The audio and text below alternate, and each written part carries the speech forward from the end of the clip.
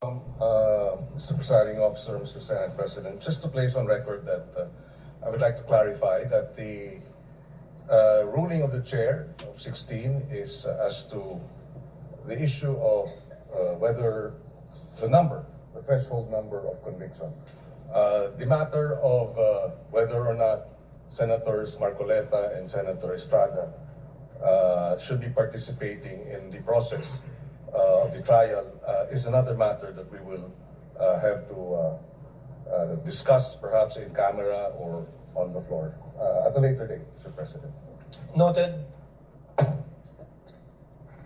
If there are no other Senator Judge who wishes to make a manifestation, the lead prosecutor, Representative Luis Reyes, once again recognized. What was your earlier manifestation and motion, ma'am? Your Honor, we respectfully reiterate our request that counsel for the panel of prosecutors, Attorney Lorna Capunan, be recognized. Counsel for the panel of prosecutors, Attorney Lorna Capunan, is recognized. Will you be the one to present the your first witness, ma'am? Good afternoon, Your Honors, Senate President, Presiding Justice. I do have manifestation. Well, in direct answer to the query of the presiding Senator Judge, I am not presenting the witness today. But I would like, with your permission, Your Honors, to manifest a query that we request be addressed by this Honorable Court, Presiding Judge, to the defense. The lady may proceed. We are informed, and in fact, we have seen an interview conducted in the Senate premises on the vice itself, and that she is expecting a bloodbath and a bludgeoning, but she will not. Her head may be blooded but unbowed.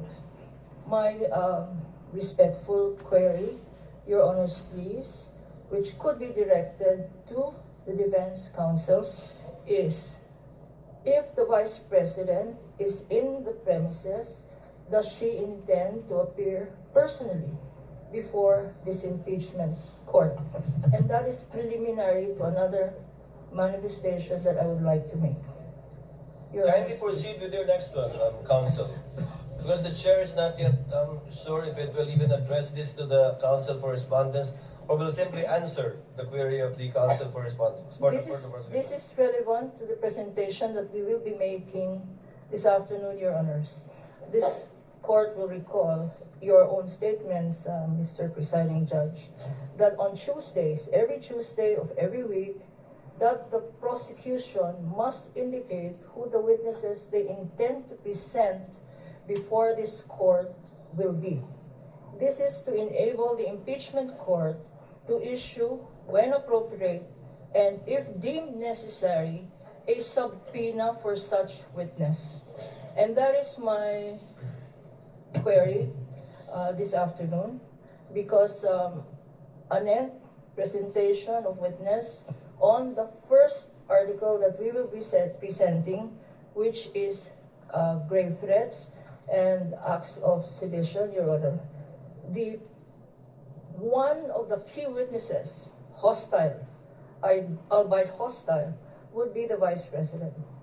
And therefore, if we can inquire if it is her intention to again appear in the premises of the Senate, because we are already respectfully informing this Honorable Court that we will manifest, that we will have a written request for her presence in connection with this article on grave threats, Your Honor. That is the relevancy of my manifestation.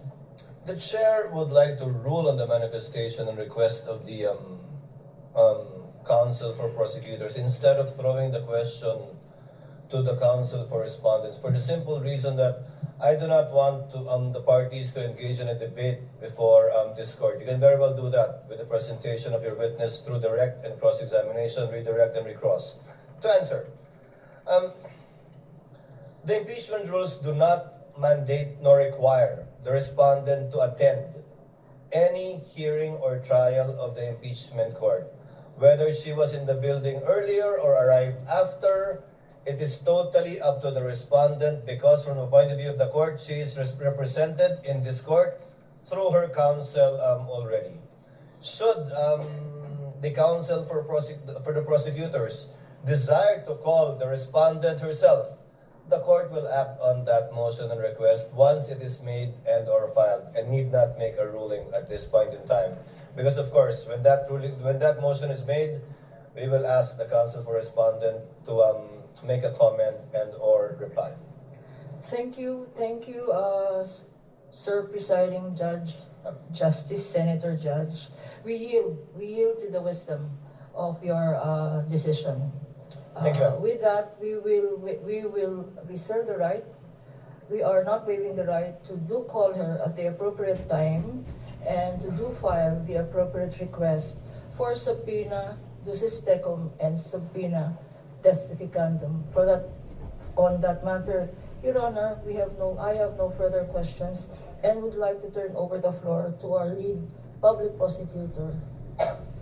Thank you, Thank you, counsel Your for the Honor. prosecutors, Attorney Lorna Kapunan, for your remarks, which are duly noted.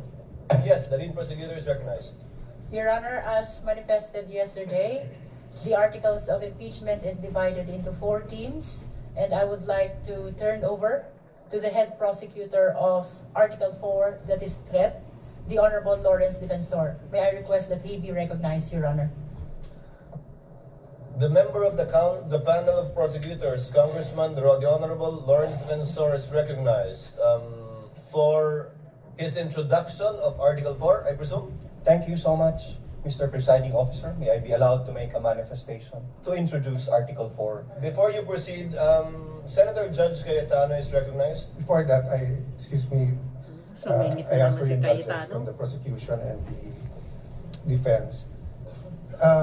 There are certain issues that we are more than willing to listen to the debate here. I'm speaking for myself, but I think for also other senator judges, and of course will give us much leeway. But there are certain issues that we also need time to study. So if we look at our rules of impeachment, suppletory kasi yung rules of court. And the difference between asking the accused to take the stand and asking someone who's not the accused, but we may say something that is incriminatory. There's a wide difference. So the accused, under the rules of court, hindi mo pwedeng i-force to take the stand. Pero yung hindi accused, they have to take the stand and wait for the question, and then they can claim the right against self-incrimination. But it could be argued that this isn't exactly a criminal court and a criminal offense. It's an impeachment court. So if it pleases the court, or if the prosecution is sure to ask for the subpoena, may I propose, Sir Presiding Officer, that both sides give us a memoranda in advance so that we can also do our part and study rather than spend much more time during the debates, because I'd really like to study that issue also. Thank you, and sorry for the interruption, Congressman. Noted, Senator Cayetano. However, it is premature at this time. We will do what we did with respect to the motion for the issuance of subpoena at testificandum and ducis tecum in regard to the bank accounts of the spouses Duterte and Carpio, as well as the AMLC records. We require the parties to submit a memoranda, and we will be scheduling it for oral arguments by the parties. If that is the desire of the Honorable Senator Judge Cayetano, we will do the same with respect to this once the motion has been filed formally by the panel of prosecutors. The Honorable Defensor is recognized. You may proceed, sir. Thank you so much, Your Honor. Honorable Senator Judges, noong 22 ng Hunyo 2026, nagulat at nagdalamhati ang buong bansa sa pamamaril sa isang paaralan. Sorry, excuse me. Your Honor, may I be allowed to finish my manifestation? I I will not disrespect and interrupt the defense counsel Yes, but before once he that, has started. this is no disrespect, sir. Counsel for respondent is recognized. Thank you, Your Honor. Your Honor, this is improper. The improper for trial. manifestation, this is not a manifestation proper for court procedure.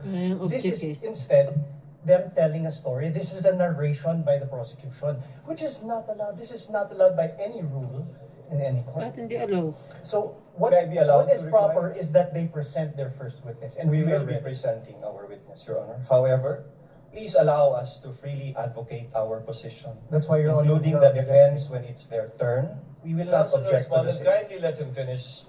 Thank you to so respond much, to you. Your Honor. To respond to you. Yes, you were saying. Thank you, Honorable Honorable Sir. Senator Judges. Noong ikadalawampung No, dalawa Honorable ng- Defensor, kindly finish your reply to the Thank you, Your Honor. objection of I will counsel proceed. for respondent.